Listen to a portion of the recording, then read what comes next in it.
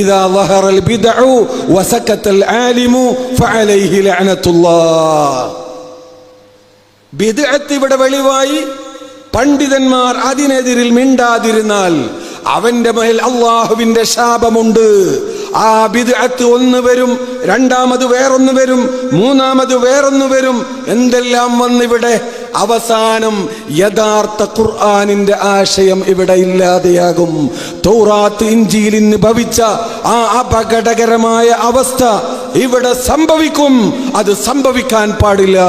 അതുകൊണ്ട് ഒരു ബിദ്അത്ത് ഇവിടെ ഉടലെടുത്താൽ ഉടനെ അതിനെ ചെറുത്തു തോൽപ്പിക്കൽ, അതിന്റെ ഭവിഷ്യത്ത് ജനങ്ങളെ മനസ്സിലാക്കി കൊടുക്കൽ പണ്ഡിതന്മാരുടെ ബാധ്യതയാണ്. ബിദ്അത്തിന് കുടപിടിക്കാൻ പാടില്ല, ആരായാലും കുടപിടിക്കാൻ പാടില്ല. ഇമാം മുസ്ലിം റിപ്പോർട്ട് ചെയ്യുന്ന ഹദീസിൽ വന്നില്ലേ, ലഅനല്ലാഹ്, അല്ലാഹു ശപിച്ചിരിക്കുന്നു, മൻ ആവാ മുബ്തദിഅൻ, ഒരു മുബ്തദിഅന് അഭയം നൽകുന്നവനെ അല്ലാഹു ശപിച്ചിരിക്കുന്നു. ഇമാം മുസ്ലിം റിപ്പോർട്ട് ചെയ്ത സഹീഹായ ഹദീസല്ലേ. ഇതൊക്കെ എവിടെ കൊണ്ടുപോയി വെക്കും? കുറച്ചൊക്കെ അതുണ്ടായിക്കോട്ടെ എന്ന് പറയുന്നവർ, ഇത് അംഗീകരിക്കാൻ പറ്റില്ല. ഇത് സമസ്തയുടെ ഉറച്ച നിലപാടാണ്. അതിന് എന്ത് വ്യാഖ്യാനം നൽകിയിട്ടും കാര്യമില്ല. രാഷ്ട്രീയം ഇവിടെ നമ്മുടെ വിഷയമേ അല്ല. ഉറപ്പിച്ച് നിങ്ങൾ മനസ്സിലാക്കണം, അത് ഞങ്ങളുടെ വിഷയമേ അല്ല. പക്ഷെ ആദർശം വിഷയമാണ്, അതിൽ വിട്ടുവീഴ്ച ഉണ്ടാവുകയില്ല. അത് തുറന്ന് പറയും. വഹാബിയെ തുറന്ന് കാണിക്കും, മൗദൂദിയെ തുറന്ന് കാണിക്കും, തബ്ലീഗുകാരൻ ചെയ്തത് തുറന്ന് കാണിക്കും, എല്ലാം തുറന്ന് കാണിക്കും. അതും ഉലമാഇന്റെ ബാധ്യതയാണ്. അതല്ലാത്ത പക്ഷം അള്ളാഹുവിന്റെ ശാപത്തിന് വിധേയമാവും. അള്ളാഹു കാത്തുരക്ഷിക്കുമാറാവട്ടെ. അതുകൊണ്ട് കൃത്യമായി പരിശുദ്ധ ഖുർആൻ മഹാന്മാരായ സഹാബത്ത് എങ്ങനെ മനസ്സിലാക്കി, അതിനുശേഷം തബഉ താബിഈങ്ങൾ എങ്ങനെ മനസ്സിലാക്കി, അതുപോലെയല്ലാതെ മനസ്സിലാക്കാൻ സാധ്യമല്ല. അതുകൊണ്ടല്ലേ 5 വക്തിൽ നമ്മൾ ദുആ ചെയ്യുന്നത്, ഇഹ്ദിനസ് സിറാത്തൽ മുസ്തഖീം, മുസ്തഖീമായ മാർഗത്തിലൂടെ ചലിക്കാൻ എനിക്ക് നീ തൗഫീഖ് നൽകണമേ, റുജൂബാന്താവിലൂടെ ചലിക്കാൻ എനിക്ക് തൗഫീഖ് നൽകണമേ. ഏതാണ് മുസ്തഖീമായ മാർഗം? ഇത് അള്ളാഹ്ക്ക് അറിയാത്ത പ്രശ്നമല്ലല്ലോ, അള്ളാഹുവല്ലേ ഈ ചോദിക്കുന്നത്. അള്ളാഹുവിനോട് നമ്മൾ ചോദിക്കുകയാണ്. പിന്നെന്തിനാ ഒരു വിശദീകരണം? സിറാത്തല്ലദീന അൻഅംത അലൈഹിം നമുക്ക് മനസ്സിലാക്കി തരാ.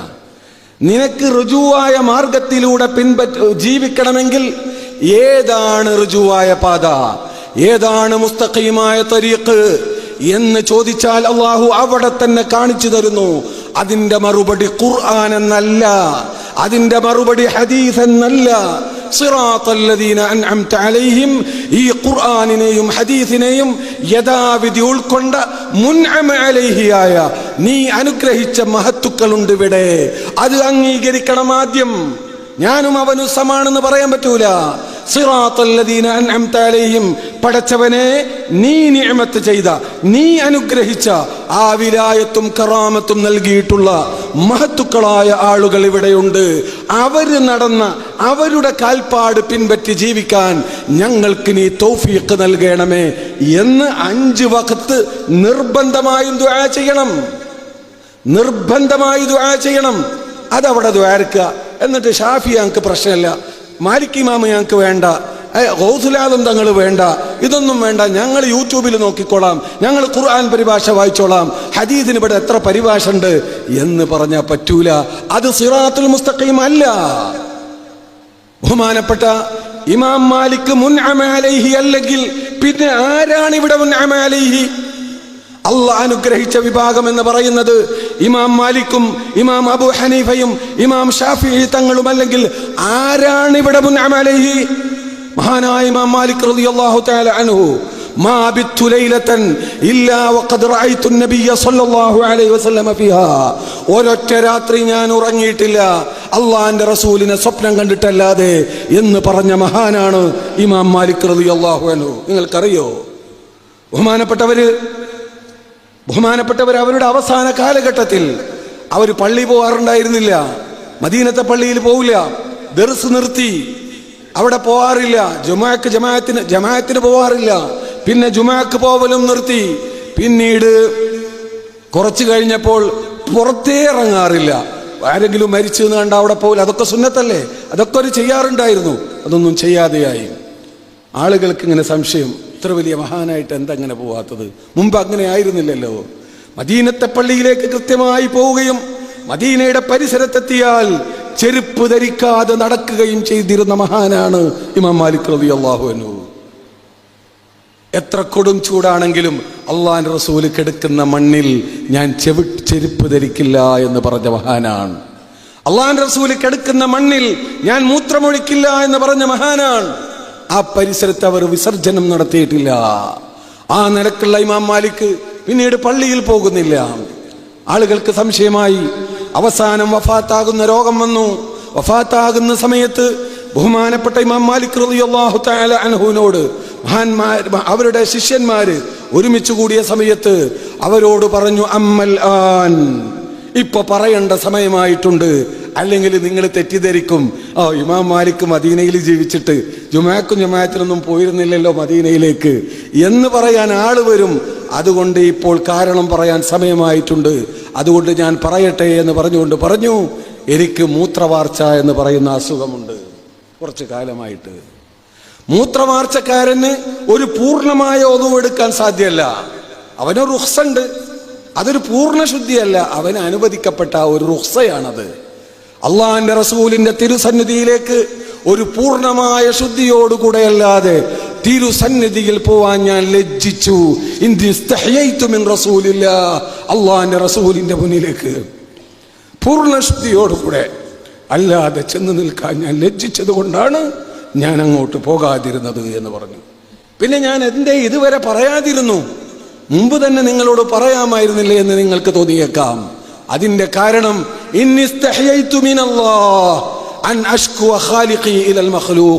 ഇത് ഖാലിഖായ റബ്ബ് തന്ന രോഗല്ലേ, അതിനെ സംബന്ധിച്ച് മഖ്ലൂക്കിനോട് ആവലാതി പറയുന്നതിന് തൊട്ട് ഞാൻ ലജ്ജിച്ചു. ഇതിന്റെ പേരാണ് അദബ്. അള്ളാഹുവിനോട് കാണിക്കേണ്ട അദബ്, റസൂലിനോട് കാണിക്കേണ്ട അദബ്, കിതാബിനോട് കാണിക്കേണ്ട അദബ്. ഇങ്ങനെ ജീവിച്ച ഇമാം മാലിക് അവര് മുൻഅമ അലൈഹി അല്ലെങ്കിൽ ആരാണ് പിന്നെ ഇവിടെ മുൻഅമ അലൈഹി? അവരിൽ നിന്ന് ഇൽമ പഠിച്ച മഹാനായ ഇമാമുന ശാഫിഈ റളിയല്ലാഹു തആല അൻഹു وعن أتباعهم وعن الأئمة المجتهدين ونفعنا بعلومهم أجمعين. ഇമാം ഷാഫിഈ തങ്ങൾ ചെറുപ്പത്തിൽ തന്നെ 7 വയസ്സിൽ തന്നെ പരിശുദ്ധമായ ഖുർആൻ ഹിഫ്ളാക്കി. പിന്നീട് അദ്ദേഹത്തിന്റെ സാമർത്ഥ്യം, കുട്ടിയായിരുന്ന കാലത്ത് തന്നെ നല്ല സമർത്ഥനാണ്. ഹുദൈൽ ഗോത്രത്തിലൊക്കെ പോയി കവിത ഒക്കെ പഠിച്ച് നല്ല ഇങ്ങനെ തൻ്റെ പ്രാഗൽഭ്യം ഇങ്ങനെ തെളിയിച്ചുകൊണ്ടിരിക്കുക. അപ്പൊ തൻ്റെ കുടുംബത്തിൽപ്പെട്ട ഒരാൾ പറഞ്ഞു, മോനെ നല്ല ബുദ്ധി തൻ്റെ ഇടമുണ്ട്, ഇത് ദീനിന് ഉപയോഗിച്ചാൽ നന്നായിരിക്കും എന്ന് പറഞ്ഞു. അപ്പൊ ഞാൻ എങ്ങോട്ടാ പോകേണ്ടത്? അതാ മദീനയിൽ ഇമാം മാലിക് ഉണ്ട്, അവിടെ പോയി ഇൽമ പഠിക്കുക എന്ന് പറഞ്ഞു. അവിടെ പോയി അപ്പോ മാലിക് ഇമാമിനെ പറ്റി അന്വേഷിച്ചു. അപ്പോഴാണ് മുവത്ത എന്ന് പറയുന്ന ബഹുമാനപ്പെട്ട ഇമാം മാലിക്കിന് ഒരു കിതാബുണ്ടെന്ന് അറിയുന്നത്. അത് കൊണ്ടുവന്നു, അത് സംഘടിപ്പിച്ചു. 6 ദിവസം കൊണ്ട് മുവത്ത ഹിഫ്ളാക്കി ഇമാം ഷാഫിഈ തങ്ങൾ. എന്നിട്ടാണ് മാലിക് ഇമാമിന്റെ അടുത്തേക്ക് പോകുന്നത്. ബഹുമാനപ്പെട്ട ഇമാം ഷാഫിഈ തങ്ങൾ പറയുന്നുണ്ട്, ഇന്നി ഹസൽതു അലാ അഹാദീസിൽ അഹ്കാമി മിൻ ഇൻദി മാലിക് ഇല്ലാ 16 ഹദീസൻ ഫഹഫിൽതുഹാ മിൻ സുഫിയാൻ. അഹ്കാമുമായി ബന്ധപ്പെട്ട മുഴുവൻ ഹദീസുകളും ഇമാം മാലിക്കിൽ നിന്നാണ് ഞാൻ പഠിച്ചത്. 16 ഹദീസ് ഒഴികെ, ചില റിവായത്തിൽ 18 എന്നുണ്ട്. അപ്പോൾ ഒരു 20-ൽ താഴെ ഹദീസ് ഒഴികെ അത് സുഫിയാൻ ഇബ്നു ഉയൈനയിൽ നിന്നാണ് പഠിച്ചത് എന്ന് പറഞ്ഞു. അങ്ങനെ അവിടെ നിന്ന് അത് പഠിച്ചു. 15 വയസ്സ് ചരിത്ര അഭിപ്രായ വ്യത്യാസമുണ്ട്. ഏകദേശം കാര്യങ്ങളൊക്കെ പൂർണ്ണമായപ്പോ ഇമാം മാലിക് റളിയല്ലാഹു തആല അൻഹു ഫത്വ കൊടുക്കാൻ സമ്മതം കൊടുത്തു. പക്ഷെ ഇമാം ഷാഫിഈ തങ്ങൾ പിന്നെയും പോയി. അതാ കൂഫയിൽ ബഹുമാനപ്പെട്ട അബൂ ഹനീഫ റളിയല്ലാഹു തആല അൻഹു അവരുടെ ശിഷ്യനായ ബഹുമാനപ്പെട്ട മുഹമ്മദ് ഇബ്നുൽ ഹസൻ അശ്ശൈബാനി ഉണ്ട്. ബഹുമാനപ്പെട്ട അബ്ദുല്ലാഹി ഇബ്നു മസ്ഊദ്, അലി ഇബ്നു അബി താലിബ്, അബൂ മൂസൽ അശ്അരി പോലെയുള്ള സഹാബികളൊക്കെ ഇറാഖിലായിരുന്നു ജീവിച്ചത്. അവരിൽ നിന്ന് കിട്ടിയ ഇൽമ് ബഹുമാനപ്പെട്ട അബൂ ഹനീഫയിലൂടെ മുഹമ്മദ് ഇബ്നുൽ Hasan അശ്ശൈബാനിയിലാണുള്ളത്. Ibn Abbas Ibn Abbas റളിയല്ലാഹു അൻഹു, ഇബ്നു ഉമർ റളിയല്ലാഹു അൻഹുമ പോലെയുള്ളവരുടെ ഇൽമാണ് മാലിക്കിൽ നിന്ന് കിട്ടിയത്. അവിടെ പോയി മുഹമ്മദ് ഇബ്നു ഹസൻ അശ്ശൈബാനിയിൽ നിന്ന് ആ ഇൽമു മുഴുവനും പഠിച്ചു. എന്നിട്ട് പറഞ്ഞു, ഹഫിൽതു മിൻ കുതുബി മുഹമ്മദ് ഇബ്നു ഹസൻ അശ്ശൈബാനി വിഖ്റ ബഈർ. മുഹമ്മദ് ഇബ്നു ഹസൻ അശ്ശൈബാനിയുടെ ഒരു ഒട്ടകത്തിന്റെ ചുമക്കാൻ മാത്രമുള്ള കിതാബ് ഞാൻ മനഃപ്പാഠമാക്കി. ആ കിതാബ് മുഴുവനും നഷ്ടപ്പെട്ടാൽ എന്റെ ഓർമ്മയിൽ നിന്ന് ഞാൻ പറഞ്ഞു തരാം, നഷ്ടപ്പെടില്ല. ആ നിലക്ക് അല്ലാഹു അത്ഭുതമായി ഈ ദീനിനെ സംരക്ഷിക്കാൻ ഇറക്കിയ മഹാനാണ് ഇമാം ഷാഫിഈ തങ്ങൾ.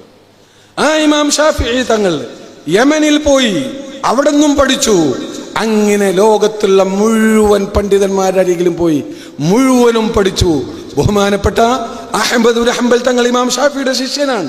10 ലക്ഷം ഹദീസ് മനഃപ്പാഠമുണ്ടെന്ന് അവരുടെ അബൂ സുർഅത്ത് അടക്കം സമ്മതിച്ച വലിയ മഹാപണ്ഡിതനാ. മൂപ്പര് പറയാറെന്താണെന്നറിയോ? ഇമാം ഷാഫിഈ തങ്ങൾ ഈ ലോകത്തിന് സൂര്യൻ എങ്ങനെയാണോ അതുപോലെയായിരുന്നു, ശരീരത്തിന്റെ ആരോഗ്യം എങ്ങനെയാണോ അതുപോലെയായിരുന്നു. ആരോഗ്യമില്ലാത്ത ശരീരം കൊണ്ട് വല്ല കാര്യമുണ്ടോ? സൂര്യൻ ഉദിക്കാത്ത ദുനിയാവ് കൊണ്ട് വല്ല കാര്യം ഉണ്ടാവോ? അതുപോലെയായിരുന്നു ഇമാം ഷാഫിഈ തങ്ങൾ. ആ ഇമാം ഷാഫിഈ തങ്ങൾ അങ്ങനെയുള്ള ഒരു പരമ്പര അവരാണ് ഇവിടെ ദീൻ നിലനിർത്തിയത്. അവരെന്താ ചെയ്തത്?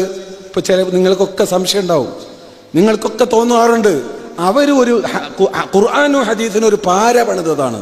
ഇവിടെ ചിലർ നമ്മൾ ഖുർആനും ഹദീസിന്റെ ആൾക്കാർ, നമ്മളൊക്കെ ഷാഫി ഇമാമിന്റെ ആൾക്കാർ.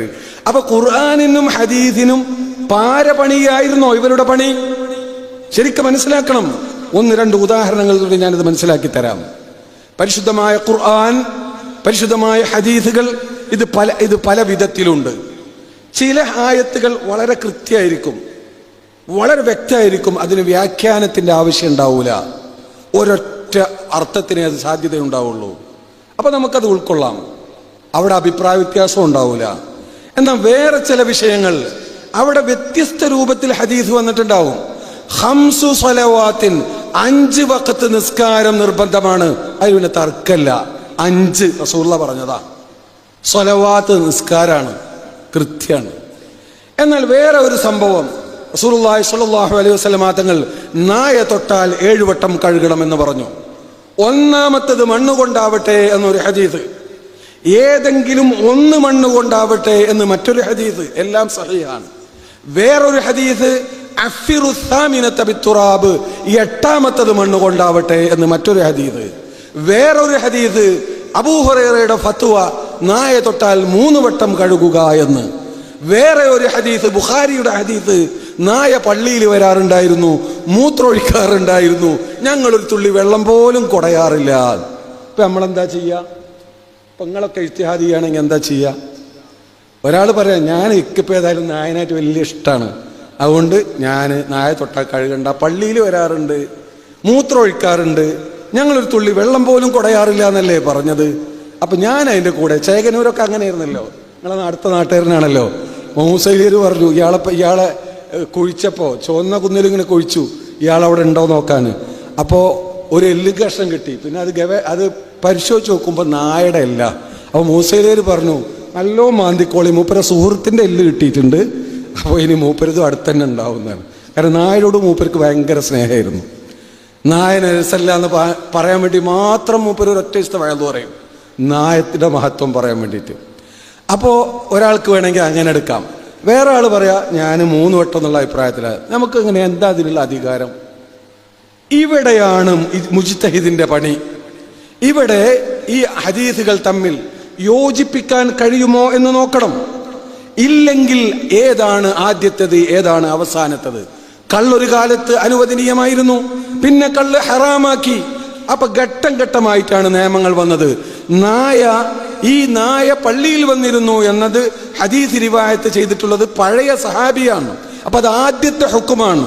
നായ നജസാണെന്ന നിയമം വരുന്നതിന്റെ മുമ്പാണ്. അതുകൊണ്ട് അത് മൻസൂഖായി, ദുർബലപ്പെട്ടു പോയി, അത് അംഗീകരിക്കാൻ പറ്റില്ല, അതുകൊണ്ട് വിധി പറയാൻ പറ്റില്ല. എന്നാൽ നായ നജസാണെന്ന നിയമം വന്നു, പക്ഷെ മുഗല്ലദായ നജസാണെന്ന നിയമം വന്നിട്ടില്ല. സാധാരണ നായെ പോലെ, സാധാരണ നജസ് പോലെ മൂത്രമൊക്കെ ആയാൽ നമ്മൾ നജസ് വൃത്തിയാവോളം കഴുകും. 3 വട്ടാക്കൽ സുന്നത്താണ്. അതാണ് 3 വട്ടം എന്ന ഹദീസിൽ വന്നത്. ശരി, ഓക്കെ. ഇനിയുള്ള 3 ഹദീസ് ഉണ്ടല്ലോ. നായ തൊട്ടാൽ, നായ തലയിട്ടാൽ, നാവിട്ടാൽ 7 വട്ടം കഴുകുക. 1-ാമത്തത് മണ്ണ് കൊണ്ടാവട്ടെ, ഏതെങ്കിലും 1 മണ്ണ് കൊണ്ടാവട്ടെ. ഇത് രണ്ടും തമ്മിൽ ചെറിയ വൈരുദ്ധ്യമുള്ളൂ. അതിനെന്താ അർത്ഥം? പണ്ഡിതന്മാർ പറഞ്ഞു 1-ാമത്തത് തന്നെ മണ്ണ് കൊണ്ടാവലാണ് നല്ലത്. എന്നാൽ ഏതെങ്കിലും 1 മണ്ണ് കൊണ്ടായാലും മതി. ഇതാണ് നിയമം. അതാണ് നിയമം. അപ്പൊ അതും ശരിയായി. ഇനിയിപ്പോ എന്താ പ്രശ്നം? 8-ാമത്തത് മണ്ണ് കൊണ്ടാവട്ടെ. ഇവിടെ എന്താ ചെയ്യാ? മഹാന്മാരായ പണ്ഡിതരാണ് ഇമാം ഷാഫി തങ്ങളൊക്കെ എന്ത് രസകരമായിട്ടാ പറഞ്ഞെന്നറിയോ? 8-ാമത്തത് മണ്ണ് കൊണ്ടാവട്ടെ എന്ന് പറഞ്ഞാൽ 8 വട്ടം കഴുകണം എന്നല്ല. ഈ 7 വട്ടം കഴുകുന്നത് യഥാർത്ഥത്തിൽ 8ആണ്. കാരണം 1 വട്ടം മണ്ണും വെള്ളവും ചേർന്നാണ്. മണ്ണ് കൊണ്ട് തേമം ചെയ്യും, വെള്ളം കൊണ്ട് ഒതു എടുക്കും. രണ്ടും മുത്തഹിറാണ്. അപ്പോൾ 1 കഴുകൽ മണ്ണും വെള്ളവും കൂടിയായതുകൊണ്ട് യഥാർത്ഥത്തിൽ 8 കഴുകൽ അവിടെയുണ്ട്. അതാണ് ഹദീസിന്റെ താല്പര്യം എന്ന്. ഇതിപ്പോ എനിക്കുങ്ങൾക്കൊക്കെ പറ്റുന്ന പണിയാണോ? ഇതിനെന്തെല്ലാം അറിയണം? ഒരൊറ്റ ഹദീസ് ഇങ്ങോട്ട് കണ്ടതുകൊണ്ട് എന്തെങ്കിലുമൊക്കെ വിളിച്ചു പറയാൻ പറ്റുമോ? ലക്ഷക്കണക്കിന് ഹദീസുകളില്ലേ ഇവിടെ? അതൊക്കെ പരിശോധിക്കണ്ടേ? എന്നിട്ട് അതിന്റെ സാധ്യതകൾ ആരായണ്ടേ? മറ്റൊരു രസകരമായൊരു ഉദാഹരണം ഞാൻ പറയാം. ബഹുമാനപ്പെട്ട പരിശുദ്ധ ഖുർആനിലുണ്ട്, വൽ മുത്തല്ലഖാതു യതറബ്ബസ്ന ബിഅൻഫുസിഹിന്ന 3 ഖുറൂ. തലാഖ് ചൊല്ലപ്പെട്ട സ്ത്രീകൾ 3 ഖുറൂ ഇദ്ദയിരിക്കണം എന്ന്. 3 ഖുറൂ എന്ന് പറഞ്ഞാൽ എന്താ അർത്ഥം? 3 ഖുറൂ ഇദ്ദയിരിക്കണമെന്ന്. ഭാഷാപരമായി ഡിക്ഷണറി നോക്കിയാൽ ഹൈലിനും പറയും ഖുർആൻ എന്ന്, ഹൈലിന്റെ ഇടയിലുള്ള ശുദ്ധിക്കും പറയും ഖുർആൻ എന്ന്. അഖ്റഅത്തിൽ മർഅതു ഇദാ ഹാലത്ത്, അഖ്റഅത്തിൽ മർഅതു ഇദാ തഹുറത്ത്, രണ്ടും പറയും. അപ്പോൾ പണ്ഡിതന്മാര് അവിടെ എന്താ ചെയ്യുക? 3 ഖുർആൻ എന്ന് പറഞ്ഞാൽ 3 ഹൈലിന്റെ ഇടയിലുള്ള ശുദ്ധി എന്നാണോ, 3 ഹൈല് എന്നാണോ? ഞാനും നിങ്ങളും എന്ത് ചെയ്യും? എന്താ ചെയ്യാൻ കഴിയുക? നിങ്ങൾ ആത്മാർത്ഥമായി വസ്തുതാപരമായി കാര്യങ്ങളെ മനസ്സിലാക്കാൻ വേണ്ടി പറയാ. ഞാൻ ഏതെങ്കിലും ഒന്ന് കണ്ടു വെച്ചാൽ പറ്റുമോ? എൻ്റെ അഭിപ്രായം ഹൈല് എന്നാണ്, മറ്റാളെ അഭിപ്രായം തുഹർ എന്നോ. അങ്ങനെ പറ്റൂല. കാരണം ഭയങ്കര ഡേഞ്ചറാണ്. ഈ ഇദ്ദയുടെ സമയത്ത് ഭർത്താവിനെ മടക്കിയെടുക്കാം, മരിച്ചാൽ ഇറുസ് കിട്ടും, ഒരുപാട് നിയമങ്ങളുണ്ട്. അവസാന ഘട്ടത്തിൽ മടക്കിയെടുത്തു. അപ്പൊ പെണ്ണിന് മടങ്ങാൻ താല്പര്യമില്ല. അപ്പൊ പെണ്ണ് പറഞ്ഞു, നിന്റെ ഇദ്ദ കഴിഞ്ഞിരിക്കണു. ആണ് പറയാണ്, ഇല്ല കഴിഞ്ഞിട്ടില്ല. കാരണം പെണ്ണിന്റെ മദ്ഹബ് തുഹർ എന്നാണ്, ആണിന്റെ മദ്ഹബ് ഹൈൽ എന്നാണ്. ഇവിടെ എന്താ ചെയ്യുക? കൃത്യമായ നിയമം വേണം. പരിശുദ്ധ ഖുർആനാണ്. എന്തു ചെയ്യും? പിന്നെ ഹദീസിൽ വല്ല വ്യാഖ്യാനം ഉണ്ടോ എന്ന് പരിശോധിക്കണം. ലക്ഷക്കണക്കിന് ഹദീസുകൾ പരിശോധിക്കണം. ഇത് നമുക്ക് സാധ്യമാണോ? എൻ്റെ പ്രിയമുള്ള മോമിനീങ്ങളെ, ഇവിടുത്തെ ഏറ്റവും വലിയ പണ്ഡിതന് സാധ്യമാണോ? സാധ്യല്ല. ഹദീസിലൊന്നും കാണുന്നില്ല. എന്നാൽ സഹാബത്ത് വല്ലതും വിശദീകരിച്ചിട്ടുണ്ടോ? പരിശോധിക്കണം. അത് എത്ര ബഹറാണ്! സഹാബത്തിൽ നിന്ന് 160-ലധികം സഹാബത്ത് ഫത്വ കൊടുത്തിരുന്നവരാണ്. എല്ലാവരും ഫത്വ കൊടുക്കാറില്ല. അവരുടെ ഫത്വകൾ പരിശോധിക്കണം. അതിലൊന്നും കാണുന്നില്ല. രണ്ടിനും സാധ്യത കാണുന്നു. ഇമാം ഷാഫിഈ തങ്ങൾ മൂപ്പർ അഭിപ്രായപ്പെട്ടത് തുഹർ എന്നാണ്. ഒരു ഹൈല് കഴിഞ്ഞ് മറ്റേ ഹൈലിന്റെ ഇടയിലുള്ള ശുദ്ധിക്കാണ് തുഹർ എന്ന് പറയുക എന്ന്. എന്താ അങ്ങനെ പറയാൻ കാരണം? മൂപ്പരതിന് പറഞ്ഞ ന്യായം അത് പണ്ഡിതന്മാർക്ക് പെട്ടെന്ന് മനസ്സിലാവുക, സാധാരണക്കാർക്ക് അത്ര പെട്ടെന്നാണ് മനസ്സിലാവില്ല. മൂപ്പരതിന് പറഞ്ഞ ന്യായം എന്താണെന്നറിയോ? അതിന് പറഞ്ഞ ന്യായം ഖുർആൻ എന്നാ പറഞ്ഞത്. സലാസത്ത് താവ് കൊണ്ടാണ് പറഞ്ഞത്. സലാസതൻ ബിത്താഇ ഖുല്ലിൽ ആശറ في عد ما أحاده مذكرا في الضد جرد والمميز جرري جمن بلفظ قلة في الأكثر. അതത് എണ്ണത്തിന് അറബിയിൽ ഒരു നിയമമുണ്ട്. സലാസത്ത് 3 മുതൽ 9 വരെ എണ്ണുമ്പോൾ എണ്ണപ്പെടുന്ന വസ്തു മുദക്കറാണെങ്കിൽ, പുല്ലിംഗമാണെങ്കിൽ ഈ എണ്ണത്തെ സ്ത്രീലിംഗമാക്കണം, സലാസത്ത് എന്ന് പറയണം. എണ്ണപ്പെടുന്ന വസ്തു മുദക്കറാണെങ്കിൽ സലാസത്തിനെ സലാസത്ത് താ കൊണ്ട് പറയണം. എണ്ണപ്പെടുന്ന വസ്തു സ്ത്രീലിംഗമാണെങ്കിൽ സലാസ് എന്നാ പറയാവൂ. അങ്ങനെയാണ് ഇവിടെ പ്രയോഗിച്ചത് സലാസത ഖുറൂഇൻ എന്നാണ്. അതിൽ നിന്ന് മനസ്സിലായി ഖുർആ മുദക്കറാണ്. ഖുർആ ലഫ്ദിൽ മുദക്കറാണ്, മാനയിലും മുദക്കറാണ്. അതല്ലേ ഏറ്റവും യോജിപ്പ്. ഖുർആ എന്നതിന് ഹൈദ് എന്നർത്ഥം വെച്ചാൽ അത് മുഅന്നസാണ്, സ്ത്രീലിംഗമാണ്. ഖുർആ എന്നതിന് തുഹ്ർ ശുദ്ധി എന്നർത്ഥം വെച്ചാൽ അത് പുല്ലിംഗമാണ്. അപ്പൊ പുല്ലിംഗമാവലാണ് ഏറ്റവും യോജിപ്പ്. ലഫ്ദ് പുല്ലിംഗായാലും സലാസത്ത് എന്ന് പറയാം, പക്ഷെ ഏറ്റവും അൻസബ്, ഏറ്റവും യോജിപ്പ് സലാസത്ത് എന്ന് താ കൊണ്ട് പറഞ്ഞ സ്ഥിതിക്ക് ഖുർആ എന്ന പദം പുല്ലിംഗമാണ് എന്ന വക്കലാണ് എന്ന വളരെ ദഖീഖായ പോയിന്റ് വെച്ചിട്ടാണ് ഇമാം ഷാഫിഈ തങ്ങൾ പറഞ്ഞത്. ഇത് ആർക്കാ അവിടെ കഴിയുക? ഞാൻ ചോദിക്കട്ടെ, ആർക്കാണ് കഴിയുക? ഇതുപോലെയാണ് എല്ലാ വിഷയങ്ങളും. വായിൽ ഇബ്നു ഹുജ്ർ റളിയല്ലാഹു തആല അൻഹു പറയുന്നുണ്ട്, ഞാൻ റസൂലുള്ളാഹിയുടെ പള്ളിയിലേക്ക് ചെന്നു, റസൂൽ നിസ്കരിക്കുകയാണ്. അപ്പൊ റസൂലുള്ളാഹിയുടെ നിസ്കാരം ഇങ്ങനെ വിശദീകരിച്ചു കൊണ്ട് പറഞ്ഞു, ഞാൻ നബിയെ കണ്ടു, നബിയുടെ കൈ അലാ സദ്രിഹി, നെഞ്ചത്ത് വെച്ചതായി കണ്ടു എന്ന് വേണമെങ്കിൽ അർത്ഥം വെക്കാം. ഈ ഹദീസാണ് വഹാബികൾ തെളിവ് പിടിക്കാറ്. അലാ സദ്രിഹി, അലയുടെ അർത്ഥം മുകളെന്നല്ലേ, നെഞ്ചത്ത് കൈവച്ചു എന്ന് വേണമെങ്കിൽ അർത്ഥം കൊടുക്കാൻ പറ്റുന്ന വിധത്തിലുള്ള ഒരു ഹദീസ്. എന്നാൽ 4 ഇമാമിയങ്ങളും നെഞ്ചത്ത് കൈവെക്കുക എന്ന് പറഞ്ഞില്ല, ഒരാളും പറഞ്ഞില്ല. എല്ലാ മദ്ഹബിലും മുഖ്താറായ അഭിപ്രായം നെഞ്ഞത്ത് എന്നല്ല, നെഞ്ചിന്റെ താഴെയാണ്. അതിൽ പൊക്കിൾ മേലാണോ പൊക്കിളിന്റെ മേലെയാണോ അഭിപ്രായ വ്യത്യാസമുണ്ട്. നമ്മുടെ ഫിഖ്ഹിന്റെ കിതാബുകൾ എടുത്ത് പരിശോധിച്ചാൽ, മഹല്ലിയൊക്കെ പരിശോധിച്ചാൽ കാണാം, നെഞ്ചിന്റെ താഴെ പൊക്കിളിന്റെ മുകളിൽ നിസ്കാരത്തിൽ കൈകെട്ടണം. ലി ഹദീസി വായിൽ ഇബ്നു ഹുജ്റിൻ, അതിനുള്ള തെളിവെന്താ? ഈ ഹദീസ്. എന്താ അവർക്ക് അലന്റെ അർത്ഥം മനസ്സിലായില്ലേ?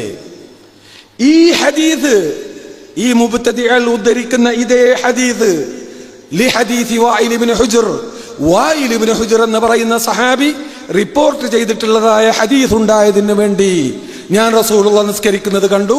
റസൂലുള്ളാഹിയുടെ കൈ അലാ സദ്രിഹി, നെഞ്ചിന്റെ അല, നെഞ്ചിന്റെ അല, അത്രയും ഞാൻ ഇപ്പൊ പറയണുള്ളൂ, വെച്ചതായിട്ട് കണ്ടു. ഈ ഹദീസ് ഉള്ളത് കൊണ്ട് നെഞ്ചിന്റെ താഴെയാണ് വെക്കേണ്ടത് എന്ന് ഇമാമിങ്ങൾ പറയാ. അപ്പൊ എവിടെ പിഴച്ചു? എന്തുകൊണ്ട് അങ്ങനെ പറഞ്ഞു?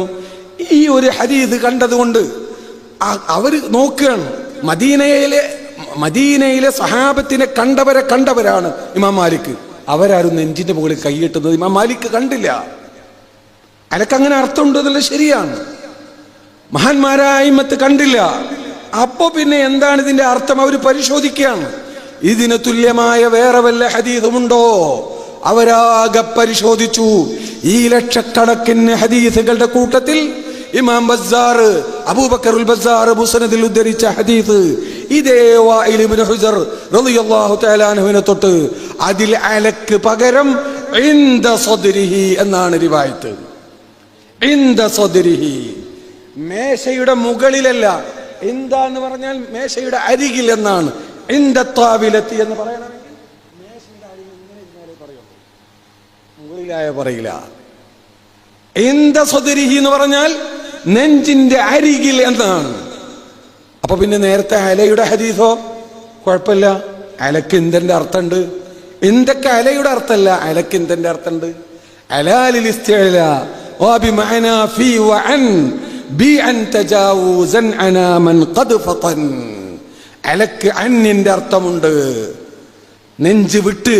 അലയുടെ ഒരു അർത്ഥമാണ് നെഞ്ചിന്റെ അപ്പുറം. നെഞ്ചിന്റെ അപ്പുറം എന്നാണ് ഈ അലയുടെ അർത്ഥമെന്ന് ഇൻദ സദ്രിഹി എന്ന ഹദീസ് കൊണ്ടും ഇമാം മാലിക് കണ്ട, ആ മദീനയിലുള്ള സഹാബത്തിനെ കണ്ട താബിഈങ്ങളുടെ പ്രവൃത്തി കൊണ്ടും അവര് മനസ്സിലാക്കി. അവര് വിധിച്ചു നെഞ്ചിന്റെ താഴെയാണ് കൈകെട്ടേണ്ടത് എന്ന്. ഇതാണോ നിങ്ങൾ സ്വീകരിക്കേണ്ടത്? ഇവിടെ ഒരുത്തം വന്നിട്ട് ഒരു ഹദീസ് സനദോടുകൂടെ ആ സനദിലുള്ള റാവിയുടെ ജന്മ ഡേറ്റ് അടക്കം പറയാൻ കഴിയാത്ത ഒരുത്തൻ. ഒരു ഹദീസ് എന്ന് പറഞ്ഞാൽ മത്തിന് മാത്രമല്ല, ആ ഹദീസിന്റെ റിപ്പോർട്ടർമാര് അവരെ കൃത്യമായി കാണാതെ പറയാൻ, ഒരു ഹദീസിന്റെ പോലും സനദ് പറയാൻ കഴിയാത്ത ഒരുത്തം വന്നിട്ട് പറയാ, ഞാൻ അൽമൻഹൽ മറിച്ചു നോക്കിയപ്പോ അലയുടെ അർത്ഥം കണ്ടത് മുകൾ എന്നാണ്, അതുകൊണ്ട് നിങ്ങളൊക്കെ നെഞ്ഞിന്റെ മേലെ കൈയ്യട്ടണം, ഇതുവരെ അയിമത്ത് പറഞ്ഞതൊക്കെ തെറ്റാണ് എന്ന് പറഞ്ഞു വന്നാൽ അതിനെ അംഗീകരിച്ചു കൊടുക്കാൻ പറ്റില്ല. അതാണ് സമസ്തയുടെ നിലപാട്. അത് ദീന് കൊണ്ട് കളിക്കലാണ്. അങ്ങനെ കളിക്കാൻ വിട്ടുകൊടുക്കുകയില്ല. ഇത് അള്ളാന്റെ ദീനാണ്. നിങ്ങൾ ആര് പറഞ്ഞാലും സാധ്യമല്ല. മനസ്സിലായോ? അയിമ്മത്ത് വളരെ കൃത്യമായി കഠിനാധ്വാനം ചെയ്ത് ഇവിടെ ദീനിനെ കൃത്യമായി ക്രോഡീകരിച്ചിട്ടുണ്ട്.